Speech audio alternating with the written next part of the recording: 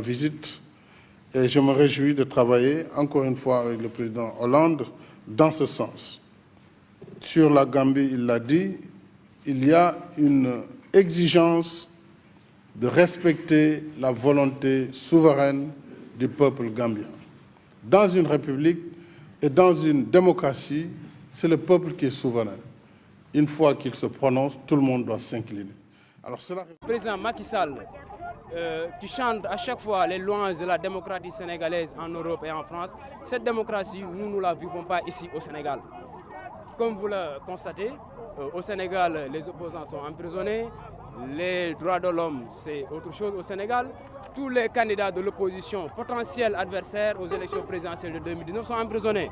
Donc, comment vous pouvez parler de démocratie en choisissant vos propres adversaires aux prochaines élections? D'habitude, la France accorde des subventions aux pays africains. Cette fois-ci, on a entendu que des accords ont été signés, mais sous forme de prêts. Est-ce que c'est conforme à votre paradigme de gouvernance économique qui voudrait vous passer de l'assistanat, ou bien est-ce que la France est devenue moins généreuse? Il est beaucoup question aussi de train à l'occasion de cette visite. J'ai entendu que Total s'est arrimé au train des hydrocarbures au Sénégal. Est-ce que cela ne va pas remettre en cause des accords que vous avez déjà signés avec d'autres, disons, compagnies étrangères? Très bien.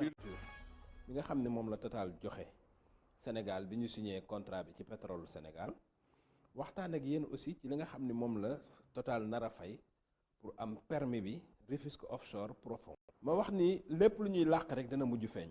ñun Yerim Post dañu insister ci Mansour Elimane Kane wax ak moom na ko daal contrat bi ngeen signé ak Total faaw nga wax ñu ko ñu yéwéne la ko askan wi. Mansour Elimane Kane lànk carré ni duñu ko wax. ñun nag bi ñu demee ci loolu nga xam ni lànk na ñu def suñuy gëstu bi ñu gëstoo nag la ñuy soog a xam ni li taxoon mu ñu koy làq mooy contrat bi la ca nekk moo baaxul. maanaam contrat bi dafa bon ci Sénégal ba jégg na dayoo kenn mësta gis contrat bu mel nii. li gën a doy waar ci contrat bi mooy contrat pétrole boo koy signé dañ lay jox li ñuy woowee bonus de signature, maanaam mbaqus boo xam ni boo ko signé lañ la koy jox. mbaqus boobu Sénégal Total bi mu signé ba pare mi ngi ko jox 5 millions de dollars. pour wan leen loolu ni mu tuutee, Mauritanie bi mu signé ak ExxonMobil mi ngi ko jox 70 millions de dollars. maanaam ñun juróomi millions de dollars la ñu Total jox. Mauritanie bi mu signé ak ExxonMobil ñu ngi ko jox juróom-ñaar fukki millions. Total est aujourd'hui la 4e, je pense, compagnie mondiale, ou maximum la 5e. Si Total veut explorer notre bassin sédimentaire dans l'offshore profond, je pense que c'est quelque chose de très positif pour le Sénégal.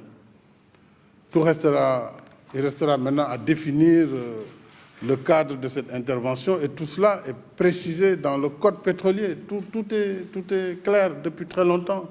Il y a une convention qui pourrait être signée à terme, il y a un accord d'association, et Total sera amené à assumer un certain nombre de travaux conformément à son engagement. Donc je crois que si nous avons Total, comme aujourd'hui nous avons BP, parce que BP a décidé de venir, c'est un plus pour le... Mauritanie, ñu ngi ko fay ci 33 000 kilomètres. maanaam fi nga xam ni moom la jox ExxonMobil pour mu xool ko 33 000 kilomètres la. donc boo xoolee loolu kilomètre 1000 mètres carrés bu ne ExxonMobil mi ngi ko ci fay lu ëpp 2 millions de dollars. boo xoolee nag Total ñun 10 000 mètres carrés la ñu am foo xam ni moom lañ jox Total pour mu génne fa pétrole. boo xoolee ak 5 millions de dollars yi mu fay 1000 mètres carrés bu ne Total mi ngi ci joxe 500 000 dollars. loolu mooy pétrole Mauritanie mi ngi koy rapporter lu ëpp ñeenti yoon la ñu suñu pétrole di rapporter. mais loolu sax garaawul, am na leneen lu ko gën a garaaw. li ko gën a garaaw mooy pour jënd permis bi Total mi ngi fay 100 millions de dollars, maanaam téeméeri millions de dollars da fay pour jënd permis bi, pour jënd 90% permis bi pour Rufisque offshore profond. te boo xoolee Total mi ngi doon xëccoog Cosmos, mi ngi doon xëccoog Anadarko, mi ngi doon xëccoog ExxonMobil nga xam ne société américaine la, mi ngi doon xëccoog Shell nga xam ne société Grande-Bretagne la, britannique la, mi ngi doon xëccoog Woodstock nga xam ni société wu australienne la. mais société chinoise bi mi ngi proposé woon 250 millions de dollars maanaam li mu proposé woon ëpp na ñaari yoon ak genn wàll li Total proposé woon. société australienne bi nga xam ne mooy Woodside mi ngi proposé woon 230 millions de dollars maanaam li mu proposé woon ak li Total proposé Woodside ëppale woon na ko 130 millions de dollars 130 millions de dollars juróom benn fukki milliards la ak genn wàll mais loolu lépp ñu bàyyi ko fa dem ak Total. may laaj nag lan moo war a waral loolu lan moo tax ñun ñu war a wanteer suñu pétrole noonu ak ban accord maanaam ban arrangement la nguur gi trouvé ak Total ba mu tax mu war a accepter lii lan moo tax pétrole Mauritanie di rapporter Mauritanie loo xam ne ëpp na ñeenti yoon li ñu suñu pétrole di rapporter moo tax ma ni Mansour Elimane Kane maa ngi soog a xam lan moo tax bi may laaj contrat bi nga làq ko léegi nag lii gis nañ ko. Est-ce que cela ne va pas remettre en cause des accords que vous avez déjà signés avec d'autres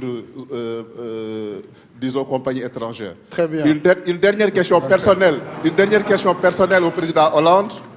Monsieur le président Hollande, il a fallu que vous annonciez que vous ne serez pas candidat, que les témoignages satisfaits commencent à tomber sur votre gouvernance. Hier, on a entendu Transparency International se féliciter de votre action.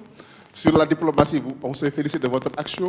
Sur la remise en état des comptes publics en France, tout le monde se satisfait.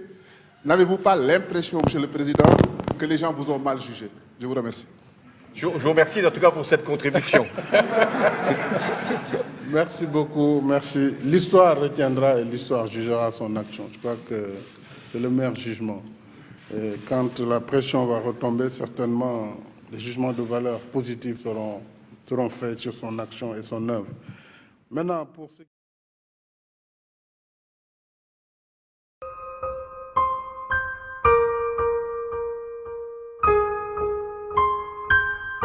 février 2017 que se fera l'élection présidentielle, au lieu de 2019. Donc 2 fois 5 ans. Le pouvoir n'est pas une fin en soi.